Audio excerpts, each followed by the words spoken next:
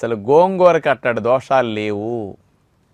మీరు చర్మ వ్యాధులున్నా, కీళ్ళ నొప్పులున్నా, ఆస్తమా ఉన్నా, మీకు అలర్జీలున్నా ఇవన్నీ రాకుండా మీరు గోంగూర తినొచ్చండి.